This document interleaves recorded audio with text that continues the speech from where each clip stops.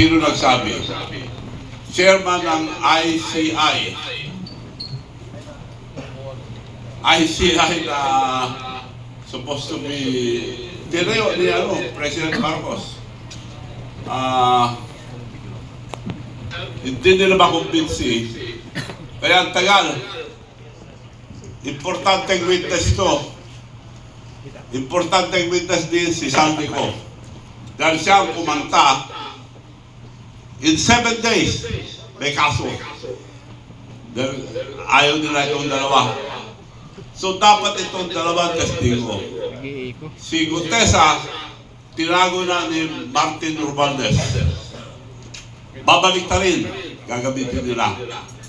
Yun ang mga testigo. Kaya harap-harapan ng panloloko sa ating bansa ang administrasyon.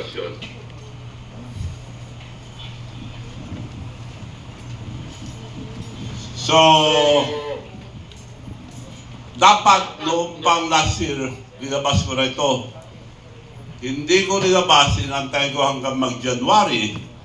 They're very significant in the Bible.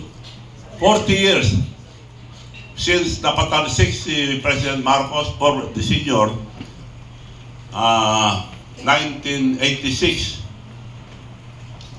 This year, 2026, exactly 40 days. 40 years.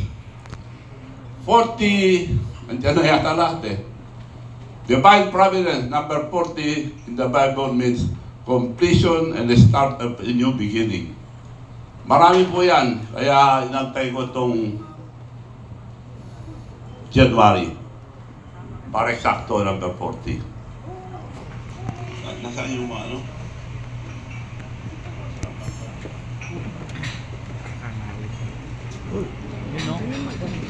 Bago tayo mag-question, gusto ko ilabas yung mga video.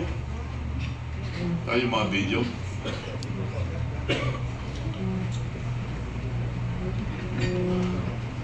Pakitanggal lang ito muna. This is the grand conspiracy. Niloloko na tayo. Harap-harapan. Hindi na sinusunod ng Supreme Court. Harap-harapan, nagnanakaw sila ng kaban ng bayan. Yung first video.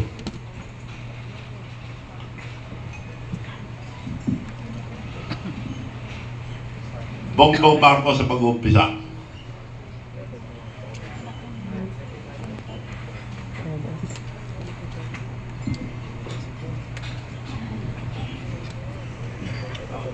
Ayan na.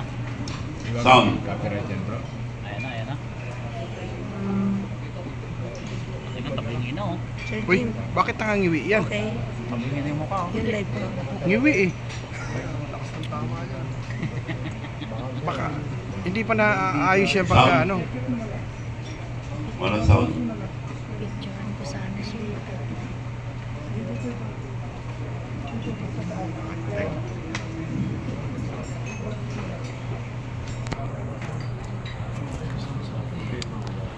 Nangawit yung kamay ko. Ay, siya. Ay, hindi gitna. Hindi gitna. Ganyan. Sige, ano. Hindi na makita ng ano. Hindi na siya makita nandun sa... Ito yung ipapakita niya. okay. Ito si... Okay na yun. Ito siya. Okay na. Thank you, Sir Jim. Ganyan ba? Ayan, yan. Okay na. Okay na. Pwede na?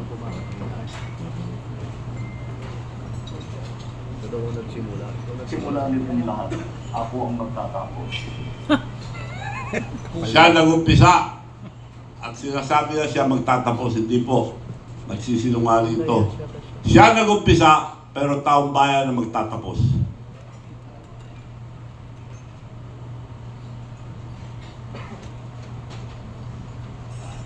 Sinungaling si Bongbong Marcos, siya nag-umpisa, pero taong bayan ang magtatapos.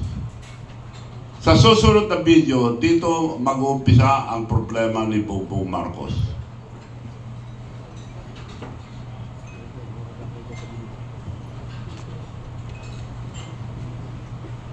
See and listen. Si si former President Duterte ang unang nakapansin sa katiwalian sa mga GAA, General Appropriation Act. Okay. Next. It is not you cannot pass an incomplete appropriation or bill for that matter, whatever. Pagka ganon, there's something terribly wrong. And as a matter of fact, I would say, kung may mga blanco yan lumusot, that is not Pakita mo mga tao. I-adjust mo konti. invalid legislation. Ganun mo. Palitan mo. Kung nasa batas na yan, lumabas na yan ng blanco-blanco, either it could be filled up before or after sa Congress, pagka ganun, what must be submitted is the true and correct figure coming out as prepared by the budget submitted to Congress for appropriation. Pagka putol-putol yan o may kulang, that is not a valid budget. It's not only inaccurate, but I think the budget is in totality invalid. Hindi na pwede mo blanco-blanco diyan sa pera ng tao. So, kailangan nakatawa at itanggi ni Bongbong Marcos ang aligasyon ni former Let President. me tell you, as President, I am Tama going na. to give you Kailangan nakatawa at itanggi ni Bongbong Marcos ang aligasyon ni former President Duterte para palabasin ni Bongbong Marcos na baliwala ang sinabi ni Duterte. run Yeah. for your money. Just last month, I had to read 4,057. Tama na. Take note, he read 4,057 pages. So alam niya yung GAA 2025 ang laman na nandun nakasaksak yung 100 billion na para sa kanya. Makikita niyo mamaya. Federal Appropriations Act for 2025. Because I reviewed it, analyzed it, and yes, the parts do. So he analyzed it, he studied it. I cannot find those damn blank items. Sinungaling ang mastermind. Sinabi niya rito na he analyzed it. So alam niya lahat ang nasa loob and he vetoed it. Out of the 100 billion inserted by Saldico and Martin Romualdez, 1.15 lang ang tinanggal. Ang tinanggal doon, 250 million for Palawan, na importante yun sa Palawan para sa port nila dahil dami ng turista sa Palawan. I think they're having 15 to 20 flights a day. Importante yun, tinanggal. 100 million tinanggal sa Cebu para sa irrigation.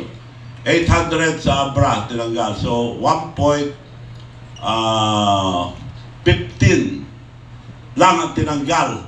So ibig sabihin, pinirmahan pa rin niya yung 98.85 billion na para sa kanya. Tuloy mo. Bongbong Marcos needs to silence Duterte, the critic of GAA, General Appropriation Act. This is the kidnapping of Duterte.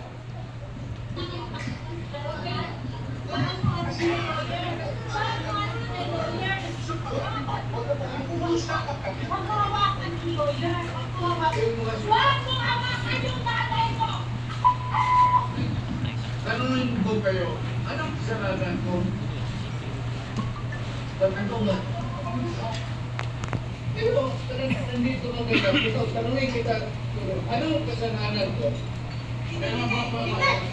No warrant for arrest. The warrant for arrest were issued later, after the arrest.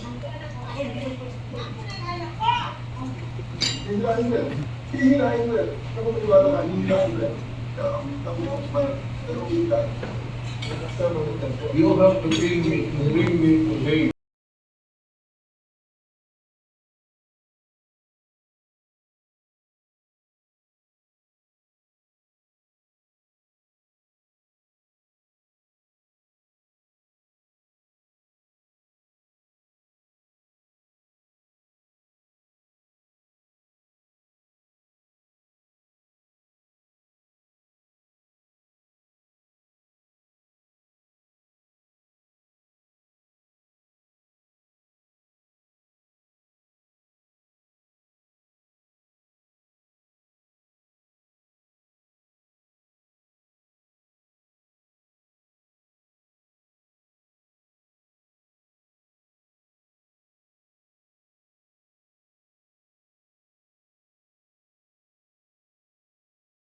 administrasyon, lumakas ang simpatya kay Duterte na wala ang boto sa Visayas at Mindanao.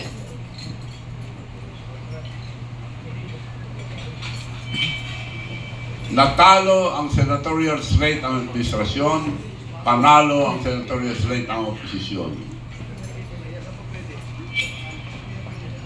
Bumagsak ang rating ni Bongbong Marcos, kaya kailangan umarkila ng PR man para baliktarin ng sitwasyon. Mr. President, kahit po ba sa puso ninyo, gusto niyo bang makipagkasundo pa sa mga Duterte? Oo!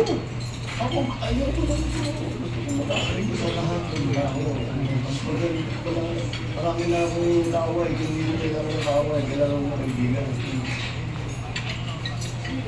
So, tuloy-tuloy pa rin ang character build-up.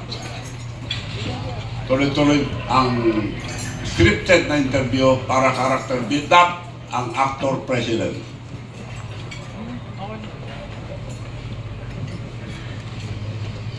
Kaya kasi sa gawin ko, tatanong ko lang ito ng tanong ko. Masyado rin ako sa ganyan mo ba? 1. 4 na beses sasabihin ng mabait si Bongbong Marcos. Ngayon, nag-year na. Kasi daw po, mabait niya ako. 2.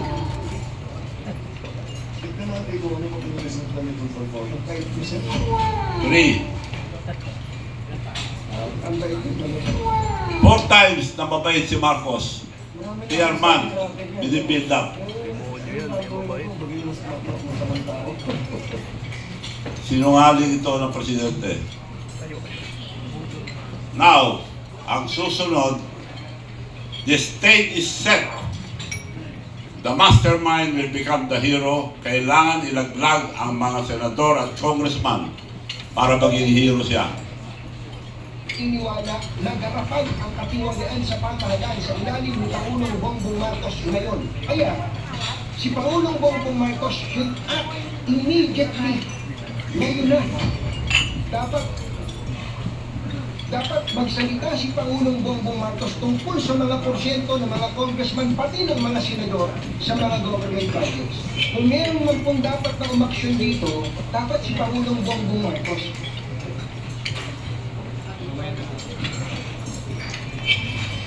Dr. Mastermind, ako ang maglalantad ang katiwalian para hindi ako mabintangan at hero pa ako.